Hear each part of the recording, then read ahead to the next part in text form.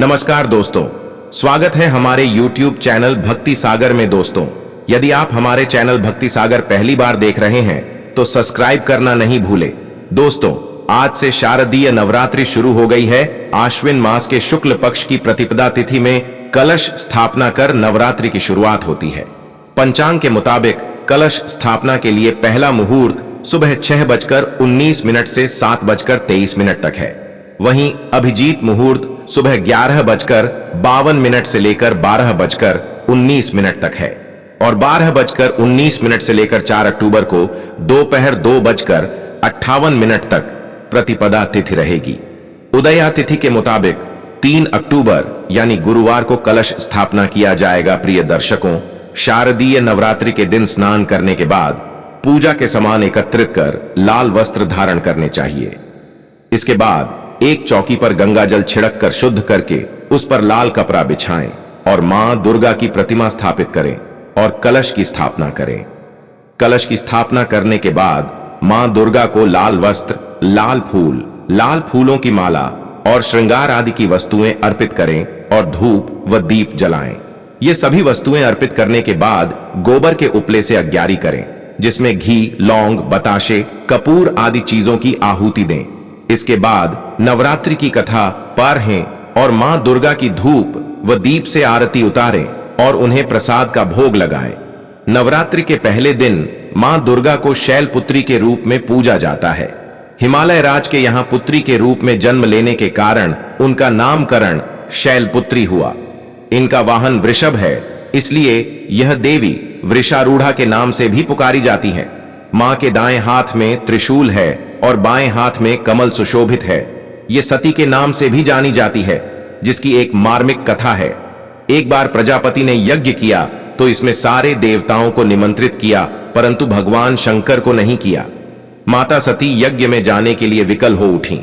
तब भगवान शंकर ने माता सती से कहा, देवी, यज्ञ में सभी देवताओं को निमंत्रित किया गया है, परंतु मुझे नहीं। ऐसे में वहां जाना उचित नहीं है। माता सती का प्रबल आग्रह देखकर भगवान शंकर ने उन्हें यज्ञ में जाने की अनुमति दे दी। सती जब घर पहुंची को सिर्फ मां ने ही उन्हें स्नेह दिया।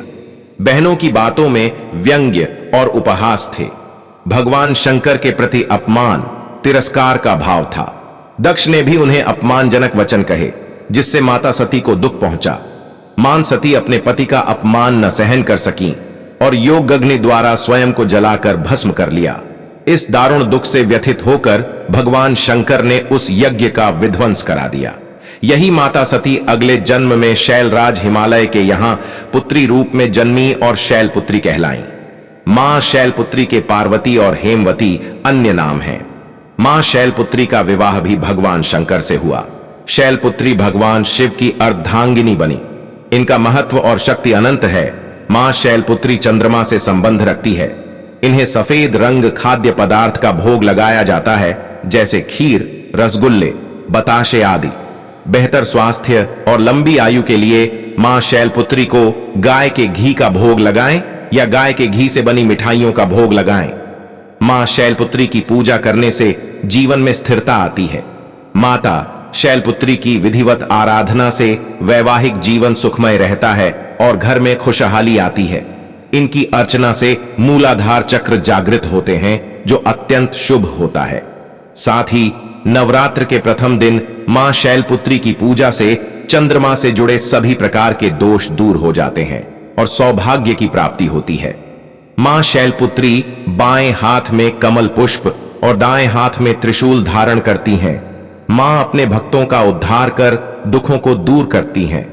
मां शैलपुत्री का जन्म पर्वतों के राजा हिमालय के घर में पुत्री के रूप में हुआ था, इसीलिए इन्हें शैलपुत्री कहा जाता है। देवी शैलपुत्री को देवी पार्वती के नाम से भी जाना जाता है। नवरात्रि के पहले दिन मां शैलपुत्री की पूजा के साथ घट स्थापना की जाती है, जिससे नवरात्रि पूजन की विधिवत शुरुआत होती है। सुबह स्नान कर मंदिर की साज सज्जा करें। इसके बाद कलश स्थापना कर पूजा आरंभ करें। मां शैलपुत्री की मूर्ति या तस्वीर को सिंदूर से तिलक लगाएं और लाल रंग के पुष्प अर्पित करें। इसके बाद माता को फल और मिठाई अर्पित करें तथा घी का दीपक जलाएं। माता की आरती करें और दुर्गा चालीसा का पाठ करें। अंत में व्रत का संकल्प लें जिससे मां दुर्गा का आशीर्वाद प्राप्त हो सके। मां शैलपुत्री को जीवन में स्थिरता और दृढ़ता का प्रतीक माना जाता है। शैल का अर्थ है पत्थर और पत्थर को दृढ़ता की प्रतीक माना जाता है। महिलाओं को इनकी पूजा से विशेष फल की प्राप्ति होती है। माता शैलपुत्री का स्वरूप बेहद शांत और सरल है। यह नंदी नामक बैल पर सवार संपूर्ण हिमालय पर विराजमान है। यह वृषभ वाहन शिवा का ही स्वरूप है। घोर तपश्चर्या करने वाली शैलपुत्री समस्त वन्य जीव जंतुओं की रक्षक भी है। शैलपुत्री के अधीन वे समस्त भक्तगण आते हैं जो योग, साधना, तप और अनुष्ठान के लिए पर्वतराज हिमालय की शरण लेते हैं। मां अपने भक्तों की हमेशा मनोकामना पूरी करती हैं।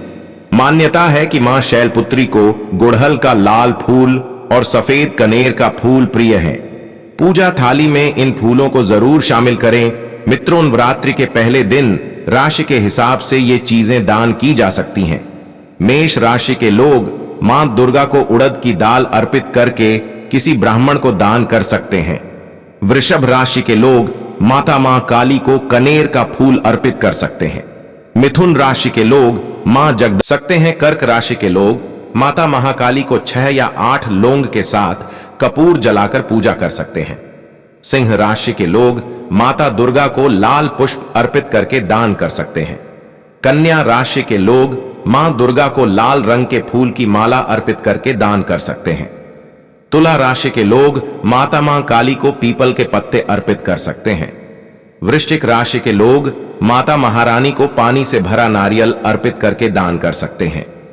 धनु राशि के लोग माता मां काली को चढ़ाए गए जल को कलश में झेलकर उस जल का घर में छिड़काव कर सकते हैं।